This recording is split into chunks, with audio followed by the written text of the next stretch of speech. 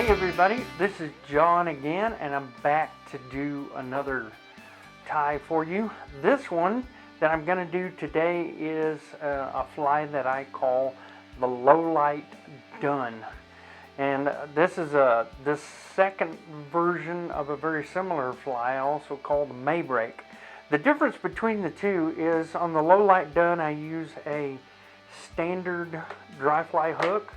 And with the mayflies, I like to tie that on a 2X long, and I use the mayflies for the bigger drakes, the gray drakes, the brown drakes, the green drakes, and I tie that in a size 10 all the way down to 14.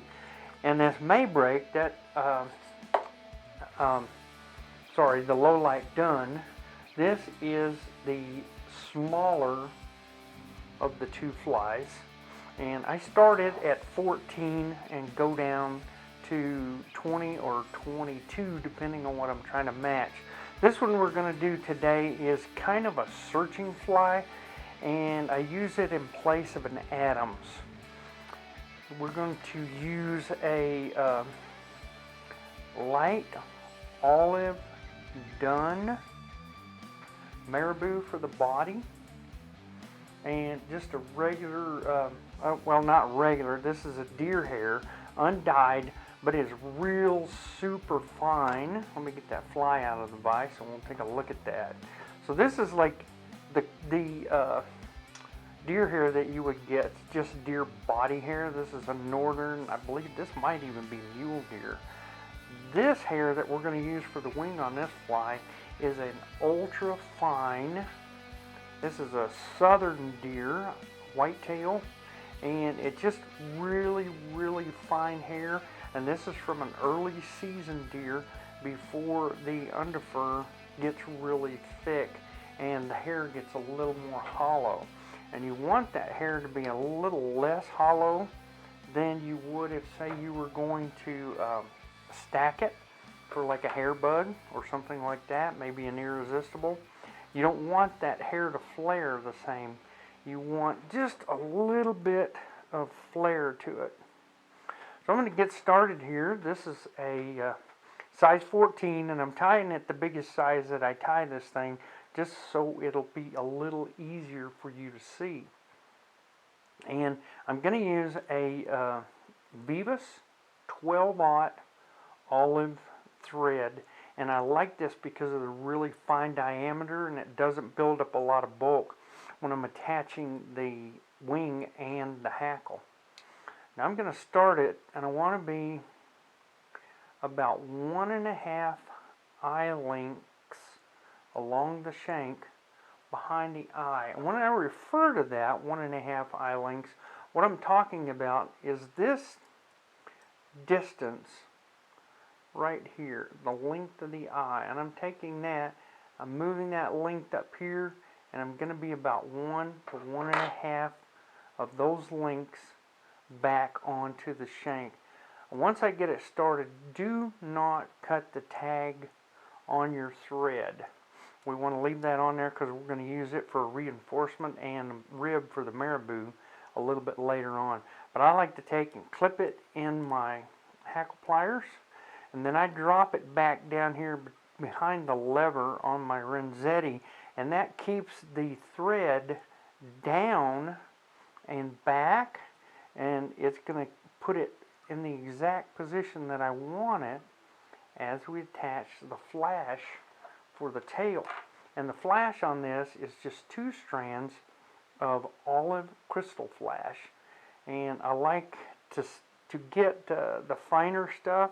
Some of the off-brand stuff is a little bit heavier strands, and if that's all you've got, use a single instead of a double. And I've just clipped them into a little electrician slash hackle plier clip. And I'm just going to start that right there, right where I drop my thread tag back, and I'm just going to wrap that all the way to the bend of the hook. And I want this to be from that point to the front of the eye of the hook is how I'm going to measure that length.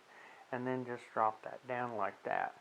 Now the tail and the body on this are from a marabou feather. And this is a gray dun.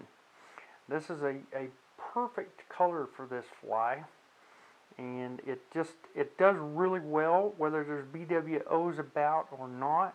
And any of the drakes, this olive dun does really good. It makes an excellent searching fly, especially on mountain creeks or any freestone that has mayflies, but you don't need a whole lot of hatches to be going off. This is just a very recognizable fly. Now, for the tail, I want it to be a little fluffier. So what you want to look at is on this side of the feather and towards the tip on any marabou feather, you get these really fine barbs. But towards the butt of the stem, you'll get these barbs that are a little more fuzzy on the ends. And that's what we want for the tail. And you'll also notice that they're not all the same length. I am going to get a bunch, about a dozen or so. You don't have to be real technical about the number here. I'm just looking for some bulk. And the reason I use marabou instead of, say, hackle barbs is that when this marabou gets wet and this fly is going to sit in an angle like this in the water, that marabou is actually going to get sucked down into the water and it's going to have a ton of movement as this floats along. I want my tail to be the length of the entire hook plus about 2 hook eye lengths beyond the back of the hook. So I've measured that, and you notice again they're not all the same length. I don't want them all the same length because this is a kind of a cripple emerger slash just struggling mayfly. So I'm going to lock that down where I had my thread hanging, and rather than anchor it by fighting it up the shank, I'm just going to lift that out of the way, bring my thread up here to right behind where I started it, drop that over, give it a couple of spins, and then wrap that back. And that marabou is super secure. That tail is not going anywhere. At this point, I'm just going to put a tiny bit of moisture on there just to get it out of the way. Now we're going to select our barbs for the body. And there's a couple of ways to do this. Number one, like we did the others, we just go into the other side of the feather, and we're looking for super pointed barbs that have a long, slender taper to them. And for these larger flies, I like to just, again, and I don't want too many. Less is more in this case. So I've got about 10, maybe 12 barbs there. You don't need any more than that. And just hold the stem in one hand and pop those loose with the other. And I'm going to put a little moisture on my fingertips and spin that. Do the same thing on the other. And that just kind of controls that a little bit. You don't want them wet. You just want them slightly damp so they're not flying everywhere, especially like here where we don't have a whole lot of humidity. Right now, these marabou barbs get a little static in them and they'll just fly everywhere. Now I'm going to come in here and I'm going to make sure as close to the ends as possible. I want to make sure I've got all my barb tips. And I'm going to clip that so that they're all even. Now all this time my thread's been hanging here and it's been unwinding and getting flat. And I hope you can see that in there. And I'm just going to wrap that around there gently and then pull those barbs back to where I can get a couple more wraps locking those tips in place. And then bring my thread again right back to where we started. And then I'm going to spin it so that I'm tightening it up just a little bit and putting a twist back into it. Just let my bobbin hang there and spin slowly. Now I'm going to take the thread tag and pull it forward. Then I'm going to pull the marabou up alongside it, and we're going to cut the excess thread. And I want that thread just a little bit longer than this group of barbs. And again, I'm going to wet my fingertips, and I'm going to have to pull this up to get these even. There we go. And then I'm just going to spin that like that. But I want to do it with it up, and I know my fingers are probably out of the frame, but you could see what I was doing there, and you can tell what I'm doing. I'm spinning that up, and you can see as I do that, you get this nice, beautiful, tapered rope right here. And it's got a little bit of fuzz to it. And that's going to help us when we fish this, because it'll hold air, especially when we treat it with the right floating, and I'll get into that towards the end. Now I just want to wrap this forward, and because I've spun up this rope, it's going to actually create the segmentation that I want. And with the thread a slightly different color than the marabou, you're going to get just a slight bit of variegation in the color. And you can see that it builds a beautiful little taper that's very, very precise as you wrap forward. Now when I get up here pretty close to where my thread is hanging, I want to again moisten my fingertips and pull those barbs back so I can see exactly where the core of that rope is as I'm wrapping it. And I do not want to go off of the end of where I started my thread with my marabou wraps.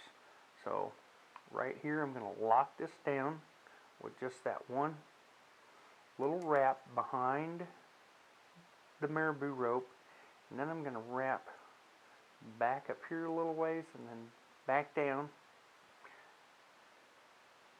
catch it behind one more time, and then in front, and we're completely locked down, and that is not going anywhere, and I can clip it off. Now there's a little shuck that I like to add onto this on the bottom side, and to do that, first I want to run my thread right up here behind the eye of the hook, and I mean right up behind it, and then start that bobbin spinning counterclockwise. Now I will have had this done ahead of time, but I'm going to show you how I do it. This is just antron on a card. I believe it's Wapsi, and it's gray done. You see I've got that written there on there. I'm going to cut a length of that off of there. Fighting my card here a little bit. Okay, cut a length of that off of there, and then I'm going to take my bodkin and split it in half,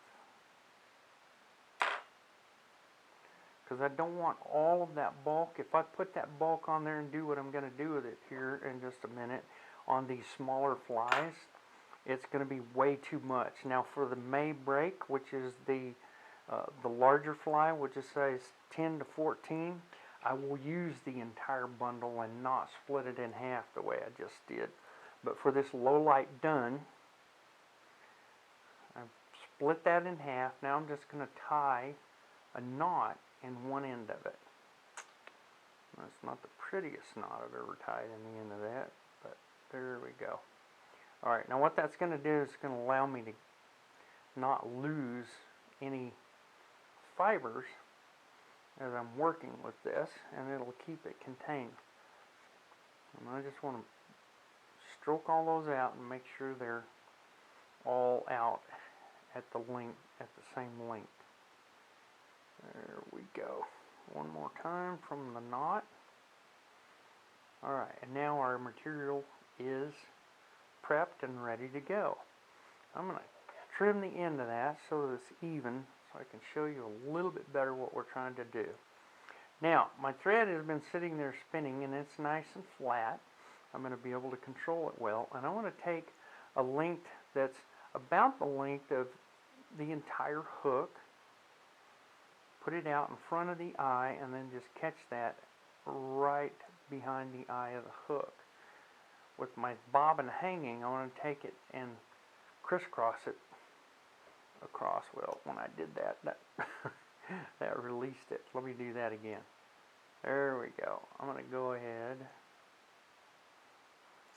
Well, now it doesn't want to cooperate. So, let me get that contained again. There we go. Alright, try this one more time. Drop that right behind the eye of the hook. I'm going to make an extra wrap, which I normally wouldn't do, but I want to show you what I'm doing with it. I'm going to crisscross it across like that, like you would if maybe you were setting an eye, dumbbell eye or something like that, and that will keep that where we want it. Now I'm going to pull the long section toward me and wrap right back in front of where I secured the marabou. Then I just kind of loop that tail end back over my vise so it's going to stay out of the way. And then we're going to take this one and fold it back along the hook shank. Hopefully my finger's not in the way. And catch it right there, and then just wrap it all the way back up. Now that's extremely long, so I'm going to take this, get my marabou out of the way again, pull it up, and you see this tapered fuzz right here on the body.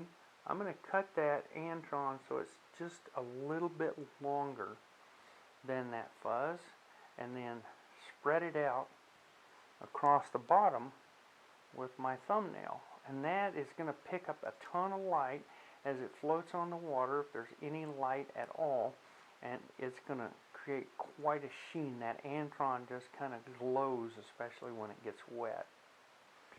Now we're going to set the wing. And again, I want to emphasize that you want to use really fine deer hair that's not super hollow, because you don't want a ton of flare in it. And I've already cut a bunch off and cleaned and stacked it. And like the marabou barbs, this is one of those things where less is more. A long time ago when I first started tying elk-haired caddis, I kept having trouble with the bulk being way too much, and an older gentleman told me one day in a class, he said, remember, whenever you start out doing these things and you look at that fly, there's not nearly as much hair there as you think there is. And whenever you get it off of the skin and start stacking it, cut that in half, because that's probably what you've done. If you think you've got enough, you've already got way too much. So that looks like a lot, but that is not a lot of deer hair. So I'm going to measure this. I want the wing to be just a little bit longer than the body, all the way to the front of the eye of the hook. So I'm going to grab it further back than I want to lock it in, and the reason is I'm going to push this down right here and roll it to my side. Now the reason I'm holding it back is because if I was to try to wrap it right here, the thread is going to slide forward drastically. Number one, because this hair is slicker than a hair that's hollow when it's got a lot of kink in it. And number two, because of the taper in the hair. So I'm going to grab that further back, and that's going to allow this to flare a little bit back here and kind of hold that thread where it needs to be. And I'm not wrapping tight until I've brought it all the way around, and then I flare it. And I'm just slowly putting pressure on it, just what I know that I can put on that 14-aught, and then hold it there until all of the compression that I can get out of that hair is gone. And then I'm making a loop back to where the marabou and the antron were tied in. And I'm snugging that, and you can see there's a little bulge in between. I'm going to wet this wing just a little bit so it'll pull forward, and you can see there's that little bulge.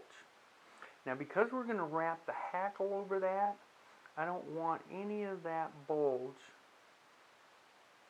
to be in that hair. Get that one out of the way. So I'm going to compress all of that with my thread as tight as I know I can with that 14-aught. Now you notice I did not let go of the butts of that hair. You want to keep that in your thumb and forefinger, and once you get that center compressed, raise the hair up, slide the tip of your scissors in there, and you're going to cut this about the same length as we did the antron on the bottom. Boom. Now that right there is the cork that really keeps this fly afloat. Obviously we're going to put a little floating on the wing and the hackle. I don't ever put floating on the body or the tail because I do want those to penetrate the surface of the water. But this hair right here, those butts, that acts just like a cork to keep that fly afloat. You can catch fish after fish with these things, and they just never ever want to sink. And I'll just make sure that I keep a little floating in here, here, and the hackle. Now for the hackle, I like to go down one side. So for this 14 hook, I'm going down to a 16. And part of the reason is the bulk that we've created right here. And the other reason is I don't want this to stand up quite as high as a dry fly would that you have got propped up with the tail with a stiff hackle barbs, because what will end up happening is your fly will sit like this because it will push the tail directly down into the water. I don't want it to go quite that far. So to prep this, I'm going to show you the top side of the feather. Now we're going to wrap it so that this side is going to be against the hook shank and this side is going to be out when we start. So I've stripped more barbs off of this side. I've stripped like 6 or 8 here, and I cut 3. And I don't know if you can see the little bitty nubs from where I cut it, but that's going to help us attach this with fewer wraps of thread, because those little nubs will catch on the thread, and when I start to wrap it, it will keep it from pulling out. Now I want my thread spun up nice and tight so that it has a really, really fine diameter. So I'm spinning my thread clockwise when I look down on top of it. So this bobbin is spinning right now in a clockwise direction, looking down on top of it. And I can see, and I hope you can see, that that thread has gotten really, really tight. And I'm going to put it right in the center of that flat spot. Lay my hackle in there and catch it at the top of where I cut those 3 barbs off. Then I'm going to wrap it. You notice I'm not wrapping it right up against our cork here towards the back. I'm starting in the middle and going right up behind the wing, because that's where those 3 barbs are sitting right here. And that's all it takes, is those 4 wraps that I put on right there. Now I'm just going to take this nice long saddle feather, which, by the way, I should point out is it's kind of like halfway in between a medium and a dark dun. This is what I really like for this fly. If you don't have that, you can use a grizzly, and that also does just as well. Again, this is a searching fly. It's not intended to match any specific fly. I'm going to go 1, 2, 3, and on this 4th one I'm going to go back towards our cork, and then as I come back around with the 5th, I'm going to go right back up towards the front, right behind the wing. And you can see that kind of spreads that hackle out. Again, I'm going to make sure that my thread is spun up nice and tight. Pull it in, catch the hackle once, go in front, behind, in front, and behind. And that hackle is locked in there. It is not going to go anywhere. Now I'm going to do just one more wrap right here in front of the hackle. Make sure everything is cinched down really tight. And I'm not going to cut this. What I'm going to do is open my scissors up a little bit, slide them in there up against the stem of the hook, and then just push as I pull back on the hackle. And that pops that loose, and I'm not cutting any of those barbs up here off the top of my fly. Now I want to go directly to the eye of the hook with my thread at that point. So I'm using the wide end of my half hitch tool, and I'm just going to press that up against the eye and then pull my thread up here and wrap it around a couple of times. Now that's got my thread behind the eye of the hook, and I didn't disturb any of the hackle or the wing. I want to make sure that's nice and snug. Again, don't get carried away. We're using 14-aught thread here. And then I'm going to go to the small end of my half hitch tool and do a single half hitch. Make sure it's cinched up really good, and then do a triple. And I'm going to do that triple half hitch 2 times. I want to make sure all the time that I've spent tying this fly, it's not going to pop apart on me the first fish I catch. And I don't like to put head cementing on these things because I don't want it to gum anything up. If I do use a head cement, I use a water base because it will not get in there and gum up. And this is a very special formula. It's an old Good Broad water-based head cement that is no longer available, except that I have a few bottles of it stashed away. So if you don't have a good water-based head cement and you would like some, contact me if you want, or check out my website, jwoodflyfish.com. Now I'm just going to take a drop, and the first one I'm going to put in is right up on top. And I want to let that soak in to all of the wraps and the top of the hackle. And then I'm going to flip the fly over. One more drop. I don't want it giant. I just want a decent drop. There we go. And drop it on the bottom. Again, you can see I put it into the hackle, and it's going to soak in to the hackle and right into those thread wraps. So there is the fly that I call the low light dun. This is an excellent searching in pocket water or on freestones searching fly, or when you get a hatch early in the morning or late in the evening. This fly is extremely visible just because of the bulk of it, and fish really seem to tear it up during those low light hours, even on spring creeks and really slick water. But for pocket water, this is a fly that will work at any time of the day. I love these on the little mountain creeks with a whole lot of pocket water in them. Fish will just jump out and nab that thing like mad. Now don't hesitate to change up the color on this fly. This searching fly is not the be-all and end-all of this pattern. I have tied this very successfully and fished it very successfully as a full-on BWO. Like I mentioned, you change the tail to gray, lighten this front wing up a little bit.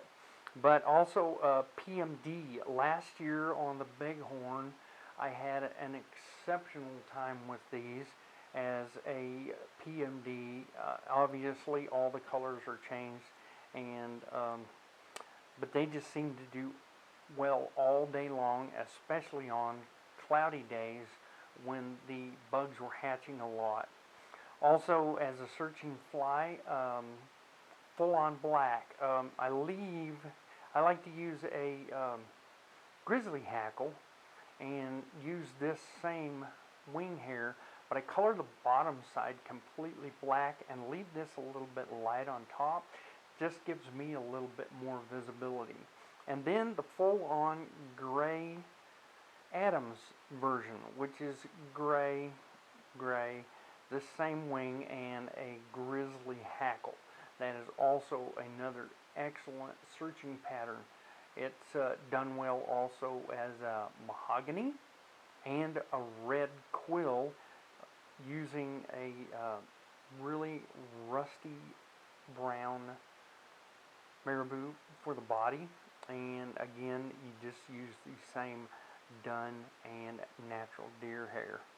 Anyway, this is a fun little fly to tie. It can be a little frustrating when you're learning how to get all of this material right in that small area in the front of the hook, but once you get it down, you can really click. I usually scrap 2 or 3 of these when I first start tying them if it's been a while since I've tied them. So try not to get frustrated. Just keep working at it. Try and have fun. And until next time, peace, love, and fly.